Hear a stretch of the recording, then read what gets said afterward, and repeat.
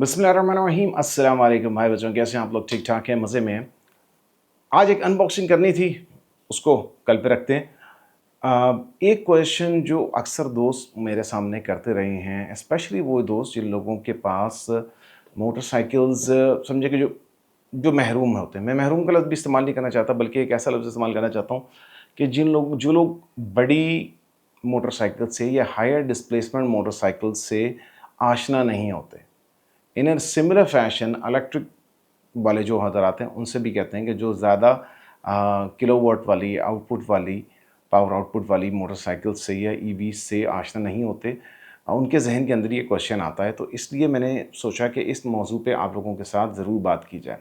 बीच में कुछ विजुअल्स भी आप लोगों को देते चले जाएंगे ताकि आप लोगों एक मौलवी साहब को बात करते करते देख के थक ना जाए।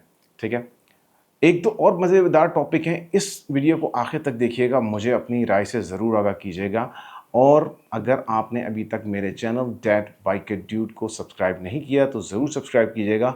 Unfortunately as of making of this video मेरी इंस्टाग्राम आईडी ब्लॉक कर दी है इंस्टाग्राम ने, क्योंकि हम मज़लूमों के हक़ में कुछ बोलते ज़्यादा हैं। और व्हाट्सएप भी ब्लॉक हो गया है, तो मैं इंशाल्लाह उन चीज़ों पे थोड़ा सा वर्क कर रहा हूँ। I will get the Instagram ID back और फिर आप लोगों से इंशाल्लाह उस पर रिक्वेस्ट करूँगा कि आप लोग उसको ज़रूर फॉलो करें। इन केस अगर मेरी अपील मंजूर हो जाती है। मेरे फेसबुक पेजेस भी कुछ डिलीट हो गए हैं, मेरी आईडी भी जो है वो बंद कर दी है फेसबुक ने, लेकिन कोई बात नहीं, ठीक है ना। एनीवे, तो coming back to the point, जिस मौजू में मैं बात करना चाह रहा हूँ वो एक कॉन्सेप्ट कहलाता है रोल ऑन एक्सेलरेशन का। ठीक है। अक्सर दोस्त, जब मैं अक्सर मोटरसाइकिल्स की वीडियोस बना रहा होता हूँ तो ये बात करते हैं कि यार आप ये फ़लाँ फ़लाँ मोटरसाइकिल है, इसकी टॉप स्पीड, जिसको मैं बड़े मजाक में बाज़ औक़ात टॉप स्पीड बोलता हूँ, और वो आप लोगों को अभी बताता हूँ कि टॉप स्पीड में क्यों बोलता हूँ। ठीक है। वो एक तंज़ है और वो अपनी जगह पे बज़ाहिर लोगों को बुरी लगती है बात तो लगा करे, लेकिन वो एक बजा तंज़ है। वो तंज़ ये है कि मोटरसाइकिल अगर आपने ले ली, लेट्स से अभी मैंने रिसेंटली एक वीडियो बनाई BMW R1300 GS ट्रॉफी की, तकरीबन 1.5 करोड़ रुपए की पाकिस्तानी वो मोटरसाइकिल है। अब उसकी टॉप स्पीड तकरीबन 230 किलोमीटर फ़ी घंटा है। रिकॉर्डेड उसकी टॉप स्पीड 230 किलोमीटर फ़ी घंटा है एक 1300 सीसी मोटरसाइकिल की। इसके बाद फॉर एग्जांपल अगर हम बात करते हैं कि कोवे की अभी 450 RR Isle of Man edition आ रहा है, जिस पे इंशाल्लाह हम लोग तफसील से फिर बात करेंगे, बल्कि हो सका तो मैं आप लोगों को इंशाल्लाह कमिंग मंथ्स में उससे थोड़ा वो चला के भी दिखाएंगे, उस बाइक को आप लोगों को मुतारिफ भी कराएंगे। ठीक है। वो 450 सीसी बाइक है एक्चुअली, और उसकी top speed 225 kilometre per hour. इसी तरह कावासाकी की जो ZX4RR है, उसकी भी तकरीबन यही 225 किलोमीटर एन आवर, और 1300 सीसी की 230 किलोमीटर फ़ी घंटा। तो 1300 सीसी तो फिर बेकार बाइक हुई। अगर कोई 200 या 250 सीसी की मोटरसाइकिल है, वो 110 किलोमीटर फ़ी घंटा की रफ्तार से जा रही है, तो लोग कहते हैं कि यार ये क्या, हमारी तो 125 जो है वो भी 110-115 की स्पीड मार लेती है। तो बाज़ तो कहते हैं 165 का कांटा मारती है, पता नहीं क्या क्या मारती है, फला फला मारती है। बिल्कुल मारती होगी। बाज़ लोगों की 70s भी जो हैं वो भी 100 की स्पीड पे चली जाती हैं। तो क्या वो 70 क्यों, मतलब फिर बंदा आखिर ये 200, 250, 400, 800 सीसी की मोटरसाइकिल फिर क्यों ख़रीदे? जब हम हाईवे पे जा रहे होते हैं, मिसाल के तौर पे, जब हम हाईवे पे जा रहे होते हैं और हमारी मोटरसाइकिल लेट्स से एक स्पीड पे क्रूज़ कर रही होती है, ठीक है, 110, 115 की स्पीड पे क्रूज़ कर रही होती है।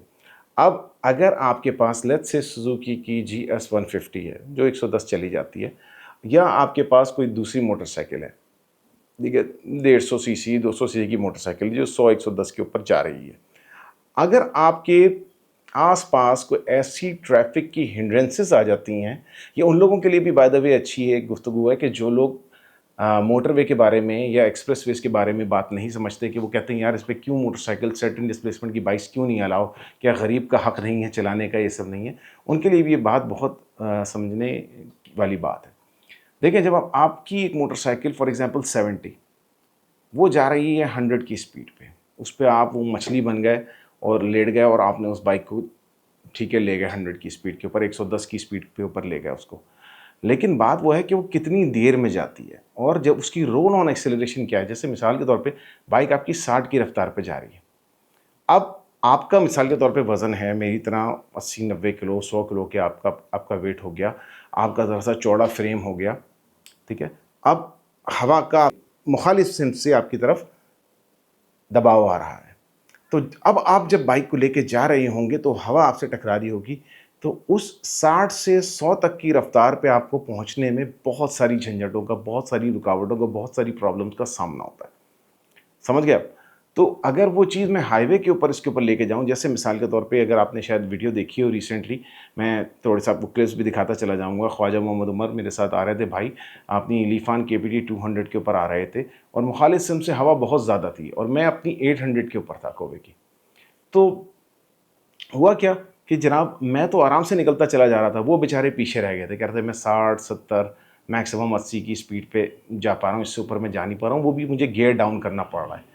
ज़ाहिर है आरपीएम ऊपर चले जाएँगे, जब आरपीएम ऊपर चले जाएँगे तो याद रखिए, जैसे मैंने आप लोगों को बीएमडब्ल्यू की वीडियो के अंदर बताया था, वो वीडियो मैं यहाँ पे लगा भी रहा हूँ, आप लोग उसको देख भी लीजिएगा। तो वहाँ पर मैंने जो आप लोगों को बताया था कि जब आरपीएम ऊपर जाएगी बाइक के, तो बाइक पेट्रोल ज़्यादा इस्तेमाल करेगी, फ्यूल इकॉनमी आपकी मुतासिर होती है। हमारे यहाँ लोग ये समझते हैं कि अगर हम छोटी से छोटी मोटरसाइकिल लेके रखेंगे, ये इवन गाड़ियों के अंदर भी हमारे ज़हनों के अंदर ये बातें हैं कि अगर हम छोटी से छोटी गाड़ी लेंगे, 660 सीसी बाइक सॉरी कार ले लेंगे या फलां कार ले लेंगे, वो हमें 15 या 16 या 17 का एवरेज दे देगी।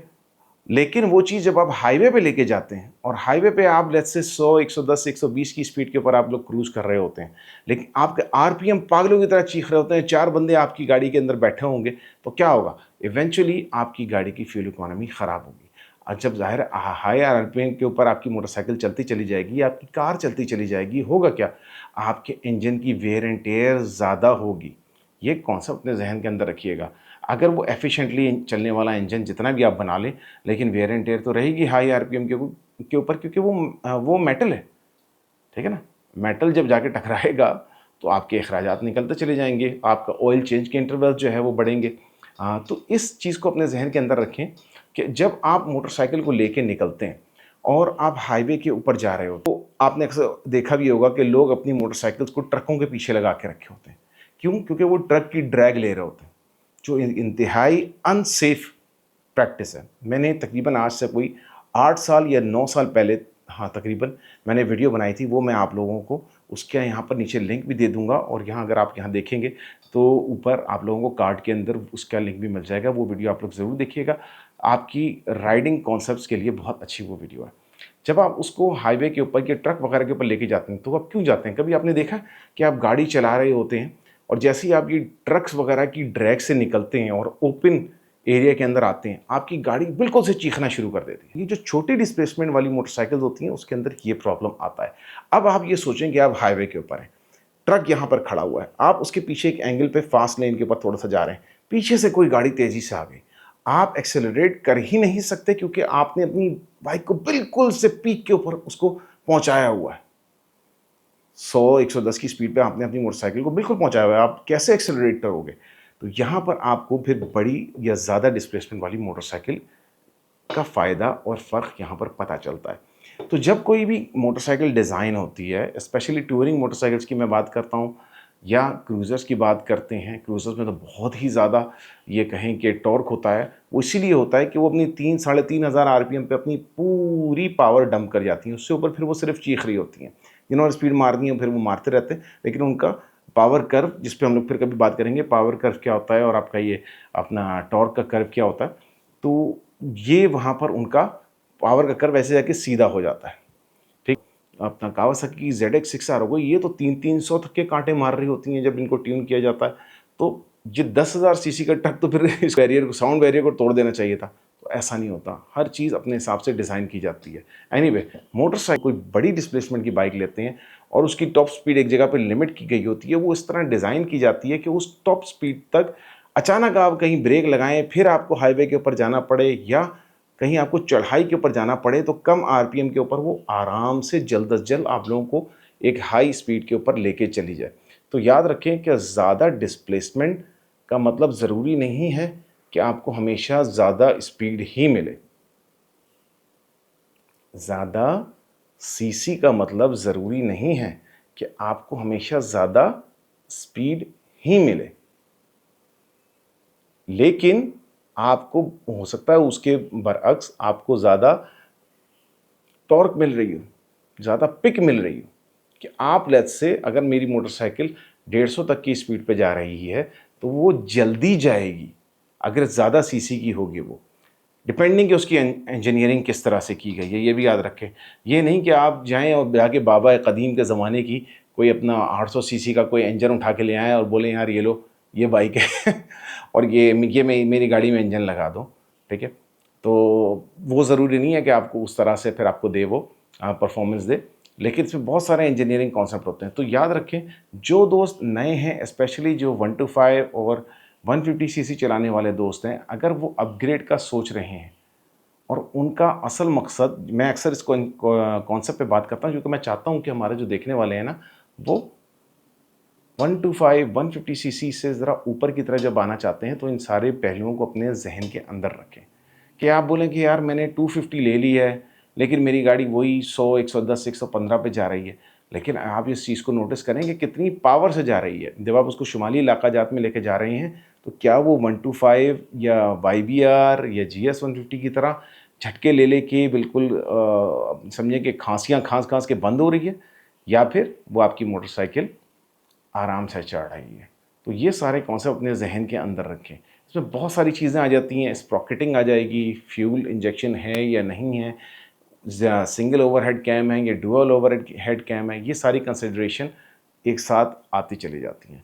तो पहले अपने जहन के अंदर ये जो बात है ना कि यार अगर हम बड़ी मोटरसाइकिल क्यों लें अगर हमारे पास पहले से ही कोई ऐसी बाइक है जो 100 110 के ऊपर जा रही है, तो रीज़न मैंने आप लोगों को बता दिया कि ज़्यादा डिस्प्लेसमेंट की मोटरसाइकिल आपको यहाँ पर फ़ायदा करती हैं, ठीक है। ज़्यादा गुफ्तगू नहीं करेंगे, आज इस कॉन्सेप्ट को यहीं पे ख़त्म करते हैं। आप लोगों के ज़हन में क्या वजह है? अगर मैंने आप लोगों से अक्सर ये क्वेश्चन पूछता रहता हूँ कि आप ज़्यादा डिस्प्लेसमेंट की 250 400 अपना 500 सीसी की बाइक्स पे जाना चाहते हैं, तो उसके अंदर आपकी आपकी क्या रिक्वायरमेंट्स है? बहुत सारे दोस्तों ने बहुत अच्छी मुझे इस बारे में फ़ीडबैक दी।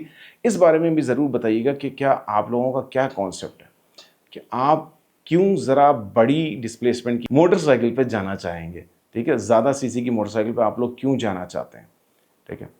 तो मुझे ज़रूर आगाह कीजिएगा इसके अंदर, और इंशाल्लाह फिर आप लोगों से कल मिलते हैं अनबॉक्सिंग के साथ, और फिर परसों मिलेंगे आप लोगों के साथ। एक ख़तरनाक वीडियो बना रहा हूँ, देखते रह जाना, ठीक है।